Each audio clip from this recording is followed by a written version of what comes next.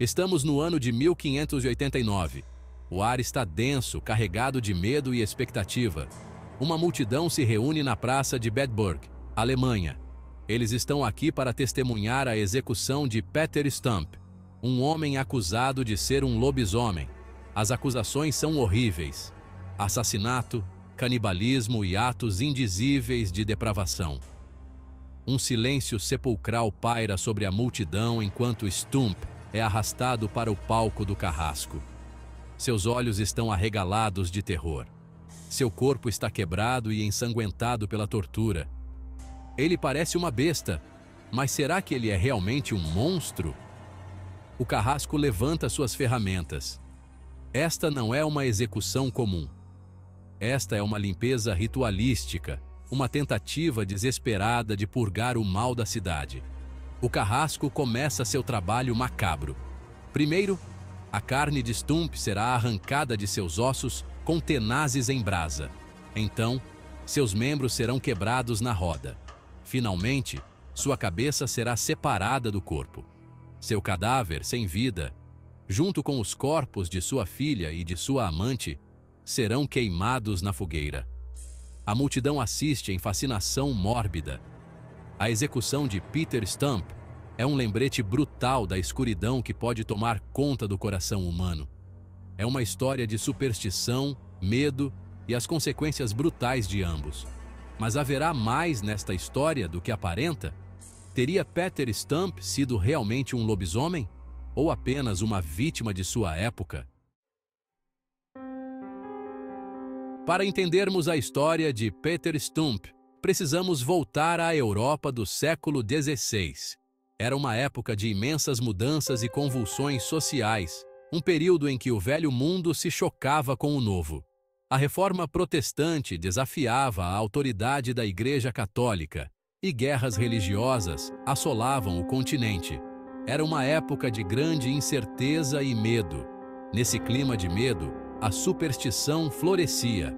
As pessoas acreditavam em bruxas, lobisomens e todo tipo de ser sobrenatural. Elas viam essas criaturas como uma manifestação das forças do mal que acreditavam estar em ação no mundo. O diabo, elas acreditavam, andava entre elas, tentando almas e corrompendo corações. O lobisomem, em particular, exercia um fascínio poderoso sobre a imaginação.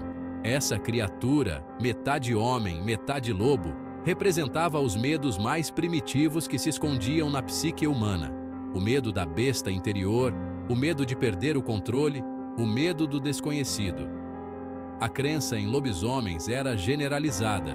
Havia incontáveis histórias de homens que se transformavam em lobos, seus corpos se contorcendo, seus dentes se transformando em presas, suas mãos se tornando garras.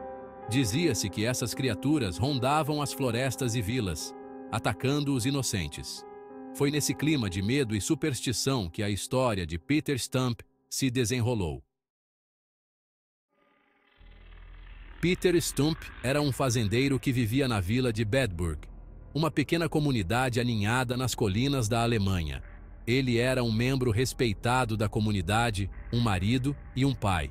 Mas por trás da fachada de normalidade, sussurros o seguiam, sussurros de comportamento estranho, de uma escuridão que espreitava por trás de seus olhos.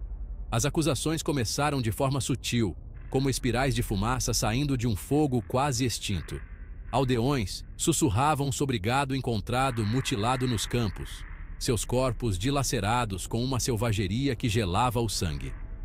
Outros falavam em ter visto uma criatura grande, semelhante a um lobo, espreitando nas sombras, seus olhos brilhando com uma luz sinistra. Então, os sussurros se transformaram em gritos. Crianças começaram a desaparecer, suas risadas silenciadas, suas pequenas pegadas levando até a beira da floresta, e não mais que isso. Os moradores estavam aterrorizados. Algo perverso estava à espreita em sua comunidade, e seu medo, alimentado pela superstição, começou a se concentrar em Peter Stump. Os desaparecimentos aumentaram. O medo em Bedburg atingiu níveis alarmantes. Os aldeões, desesperados por respostas, por alguém para culpar, começaram a apontar o dedo para Stump. Seu comportamento estranho, sua natureza solitária, seus olhos escuros e taciturnos, tudo isso, de repente, parecia suspeito. Os sussurros ficaram mais altos, transformando-se de murmúrios de dúvida em gritos de acusação. Stump foi preso e levado perante as autoridades. Ele foi acusado de ser um lobisomem, um servo do diabo e um perigo para todos. No início, Stump negou as acusações. Ele proclamou sua inocência, mas seus apelos caíram em ouvidos surdos. As autoridades, alimentadas pelo medo dos aldeões e suas próprias superstições, estavam determinadas a extrair uma confissão. Stump foi levado para a câmara de tortura. As ferramentas do ofício do torturador estavam dispostas diante dele: botas de ferro, parafusos para os polegares e a roda de estiramento. Os instrumentos brilhavam sob a luz fraca das tochas. O ar estava espesso com o cheiro de medo e antecipação. Começaram com os parafusos para os polegares. O metal lentamente esmagava seus polegares, enviando ondas de dor agonizante por todo o seu corpo. Ainda assim, ele se recusou a confessar.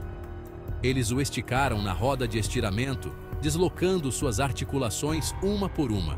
Mas ainda assim, ele negou as acusações. Finalmente recorreram à tortura mais brutal de todas, a roda de quebrar. Eles amarraram Stump a uma grande roda de madeira, seus membros estendidos. O carrasco, uma figura corpulenta com um rosto tão impassível quanto pedra, então procedeu a quebrar sistematicamente cada osso de seu corpo com uma barra de ferro pesada. O som de cada osso se quebrando era nauseante, ecoando pela câmara. Quebrado e derrotado, Stump finalmente confessou. Ele confessou tudo.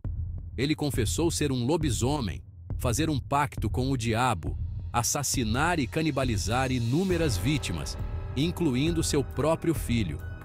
Ele descreveu suas transformações em detalhes horripilantes, como os pelos brotavam de sua pele, como seus dentes se alongavam em presas, como suas mãos se transformavam em garras. Sob o peso esmagador da tortura, a confissão de Stump revelou um conto horrível de um pacto com o diabo. Ele afirmou que aos 12 anos, ele havia renunciado a Deus e prometido sua alma ao diabo em troca de poder e prazer. O diabo, disse ele, apareceu para ele na forma de uma mulher bela, prometendo-lhe delícias terrenas, além de seus sonhos mais selvagens. Stump descreveu como o diabo lhe deu um cinto mágico feito de pele de lobo. Este cinto, ele afirmou, era a fonte de suas transformações. Quando ele usava o cinto, era consumido por uma sede de sangue insaciável, um impulso primal de caçar e matar que sobrepujava sua humanidade.